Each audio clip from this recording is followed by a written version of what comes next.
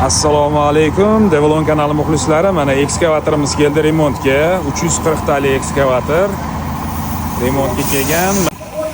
Akmal aka, assalomu alaykum. Assalomu alaykum. Qachanyapsizmi? Aka, nima bo'lgan ekan ekskavatorga aka? Sel olib ketgan. Sel olib ketgan. Bashniyasi yo'q, shunda aka? Yo'q.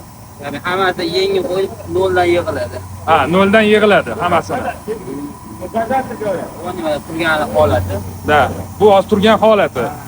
Kuchli ishlarga hech narsa qilmagan, faqat tomi ketgan ekan, bashniyasi yo'q, motor hammasiga sukrib ketgan уже. Taxminan qancha vaqt ketadi aka?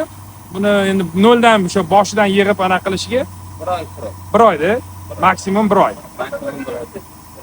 Aka. Kabellari hammasi ana chirib ketgan bo'lsa kerak suvda. Aslida bo'lgan, endi hammasi yangi qo'yiladi. Hammasi almashtiriladi kabellari. Turpola yig'ib, kartochka ekadigan bo'lib qopti-yu. Menimcha ancha turganmi deyman-da suvni tagida. Darrov olib chiqishmagan menimcha aka. Formatda 5 marta selni qoldi-yu. Ketmagan. Chunki buncha narsa yig'ilishi uchun ancha-muncha turish kerak-da suvda. Zanglagan uni ustiga. Turpoqlarga to'libdi-da. Mana kabinasini ham tayyorlab qo'yishdi.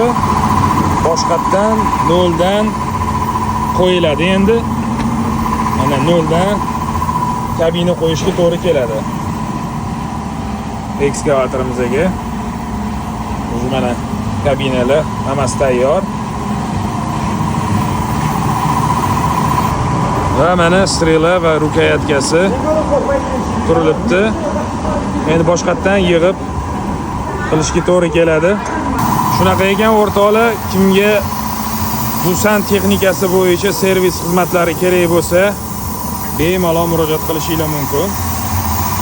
Hammasini chotki qilib, ta'mirlab, remont qilib berishadi. Shunaqa ekan, mana shu quyidagi ko'rsatilgan telefon raqamlariga bemalol telefon qilishingiz mumkin. Mana akalar xizmatda bemalol texnikalarni chiroyli qilib, remont qilib, ta'mirlab berishadi. Xuddi yangidek qilib, imkon qadar bemalol mana shu ko'rsatilgan telefon raqamlariga aloqaga chiqaverasizlar.